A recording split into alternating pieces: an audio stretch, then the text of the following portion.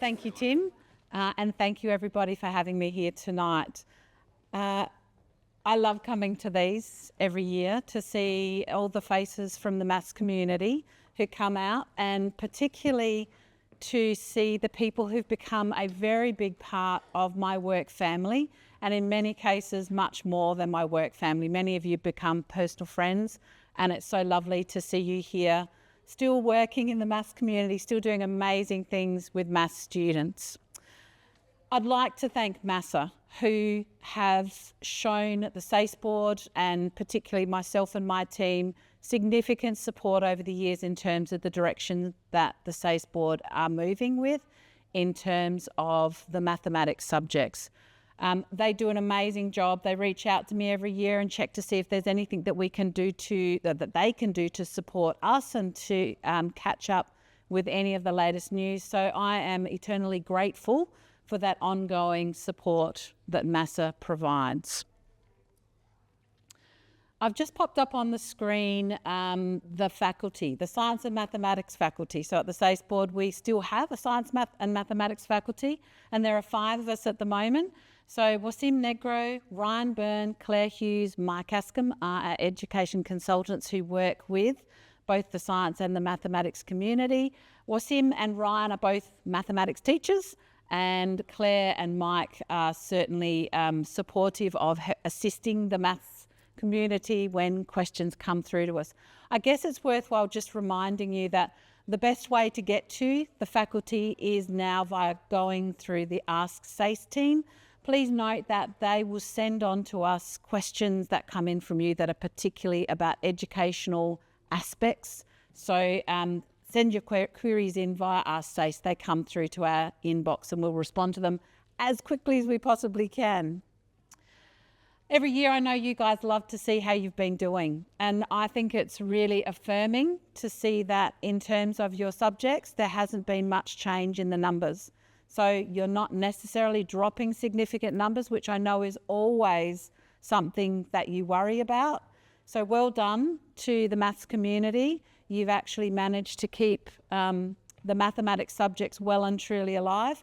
I was in a CARA meeting not so long ago where one of the attendees from another state was saying how excited they were that general maths was reducing in size and essential mathematics was growing in size.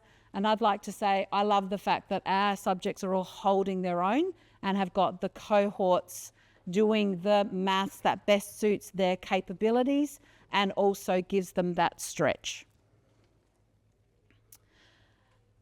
I'd also like to put out an enormous thank you to the community who support us at Quality Assurance Time. There are other activities, so the setting of the examinations, which is an enormous job, very big responsibility, and there are people in this crowd who have been a big part of that for a range of subjects, and I'm enormously grateful for that. But at the end of the year, when we have to quality assure results in both school assessment and also in examination marking, last year there were 145 South Australian teachers involved in getting that done so that students could get their results before Christmas. So an enormous thank you to all of you. We couldn't do it without you. At the moment, you've probably heard that the SACE board has started a process of subject renewal, quite a big one. Those of you that came to clarifying last year would have heard that we are looking at renewing 63 subjects all at the same time, but at different paces. And so you will be hearing a lot more about that. In terms of mathematics, what happens with we have created subject renewal groups for every single one of those 63 subjects. And the way in which the representatives for those subjects were determined was actually quite data-driven. So we had to have representatives that were proportional to each of the 3 sectors that we represent and also the Northern Territory. And we also tried to ensure that we had metro and country regional, and also we looked at the ICSIA scales to try and ensure that we had representatives from across, I guess you would say, the needs ranges of the schools. So we have the subject renewal groups for all 4 of our mathematics subjects. What I've got up here on the screen is, I guess you'd say it's the roadmap for subject renewal. So general mathematics is what we call a group 1 subject. When we had those 12 people who were representing general mathematics in a meeting that we had on September the 6th, I think last year, the feedback that we got from them was that yes, they were keen to be one of the first groups to actually endeavour to look at what subject renewal might mean for their subject, and they felt that the community was quite interested in actually being a part of that.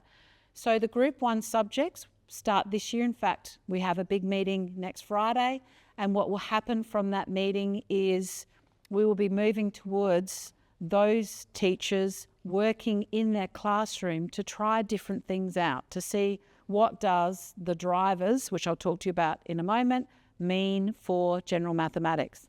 For essential mathematics and methods and specialist, they're going to be going on a slightly slower transition, but that doesn't mean they won't be doing anything. They will also be starting the process this year. They just won't be moving to the point where they will actually be moving into classrooms to try things out. How quickly we actually manage to get a new curriculum up and running will depend on what we find once we start trialling things in classrooms. If we have a stroke of genius and we work out that this is something that's amazing and will support students in the future to meet the strategic goals that we have, then fantastic. But we suspect there will be some iterative work to actually get to that point. So as I've already said, we've got up to 12 teachers working on these subject renewal groups. At that meeting that we had last year, we started work on a vision statement for the subjects. And I have to say that a couple of the maths ones have been pulled out as being pretty darn good. And we are also, beyond teachers or beyond the SRG groups, going to be working with students as well to see what it is that they see mathematics providing them and how they would love to engage with mathematics subjects. The key drivers, and those of you that came to Clarifying last year would have actually heard about these, but basically deep authentic learning is talking about having the space in the curriculum to enable deep learning. At the moment, and certainly in some of the math subjects and some of the science subjects, we know that there is a lot of content in there, and that content is really important because at the end of the year there's an exam and we can assess any part of it. We want to go back and say, do we need all that content, or do we need some flexibility in that content? The mathematics is still going to be key. Please don't think that we're going to throw out the mathematics. We definitely are not. But what we want to do is work out, what do we do with the mathematics? How much do we need? Can we put some flexibility in there? Student agency is not about students determining whether they'll hand up an investigation as a handwritten piece, an electronic piece, a PowerPoint where they're talking to it. The kind of agency we're talking about is developing in students that ability to go, oh, I've got a problem. What can I do to resolve that myself? Who can I go to? What might I try? So the SACE board are dead keen to work on developing student agency through the things that are happening in classrooms. And I'm pretty sure that that's happening certainly in the other sectors as well. But it is a very big focus of what we're doing in subject renewal.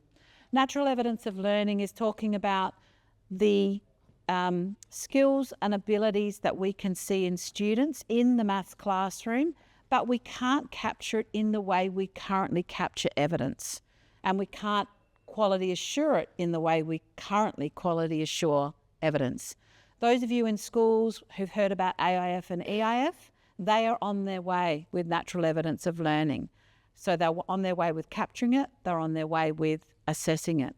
And so that will be a big part of what we need to think about in the future. Metacognition is obviously very important in maths. I've been doing some research on it, and certainly if you start typing in metacognition, very quickly the mathematics subjects come up. So we are very keen to see metacognitive skills and strategies being developed in our students across all of the subjects. And then finally, many of you would have heard about the Capabilities and Learner Profile project that's been ongoing for probably 4 years now. It is still ongoing, and we are moving closer and closer, I guess, to the way in which we will actually be able to move forward with that in the SACE. We're using these key drivers and working with the SRG teachers to develop ideas for future subject learning, design and assessment. You would know that the SACE board haven't really worked in the space of learning design. Our main focus has been the curriculum document and assessment. But because we know that we need to try things out and we need to work out how to support teachers to best bring out these Thrive strategies or the key drivers in their classrooms, we are going to be working in that space. And a part of that space of learning design is going to be coming from the SRG teachers. In terms of the involvement in the SRG and the subject renewal, if you are not part of one of those SRG groups, we are working out how we can actually communicate to each of the maths communities as well as other communities about how we're progressing, the things we're finding out, where we're heading to. So that is one of the things that's going on. Subject associations play a really important role. We'll be making sure that we keep MASA informed, and if there are opportunities for the community, that it will be one of the ways that you might find out about those. Many of you hopefully have worked out that at the end of, or during last year, we did some work with our lead practitioners to determine how we could potentially reduce the assessment workload for students, which also means ideally reducing the workload for you as teachers. I'm hoping at this point in time you've all realised that for general mathematics there's only one investigation required, which I think is a big sigh of relief for many of those teachers. For methods and specialists, the investigation is now 12 A4 pages.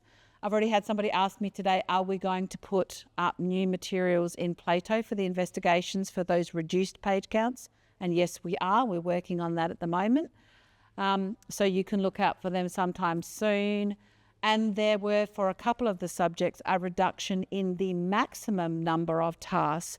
So if you haven't already found that out, please get yourself onto the new SACE website pages and check out to see where your subject landed in terms of those subject adjustments, which have now been enveloped into the subject outline. The last thing I'll do is very quickly talk to a couple of these things. So Capabilities and Learner Profile is still running. They are still trialling things. They are still working with pilot schools.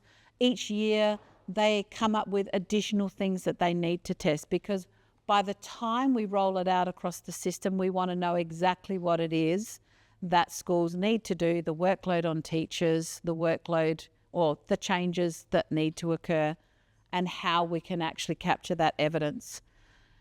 We are very much watching and being aware of and thinking about artificial intelligence and what that means for our subjects in the future. And I'm sure that all of you will also be watching that space within your classrooms, and we'll certainly be keeping you abreast of what we find. RACL is recognition of Aboriginal cultural knowledge and learning. It's something that we have been working with for a couple of years, and it's basically about that natural evidence of learning. We know that Aboriginal students go out and they do cultural activities, cultural learning, and in the past they've never been able to be recognised as a part of student learning. We've now set up processes so that Aboriginal leaders who lead learning can actually get students credits for that learning, and or students can actually do some work of their own on their own endeavour around their Aboriginal life or Aboriginal culture, and that can also be recognised. And we're really, really proud of that work. And the last thing is that modified SACE is also going to be undergoing subject renewal, potentially following a slightly different timeline, but that's all happening at the same time. So things at the SACE board are super busy, and And just in case you're very keen to find out a little bit more, there's a tab called Innovating the SACE. And within there, you'll be able to find all of the information about where our subjects sit, what's happening, and what sort of things might be interesting, or I guess cues for you to think about in terms of where we're heading to. On that note, thank you so much for having me here tonight. I hope I haven't taken up too much time, and I hope you have a fabulous night.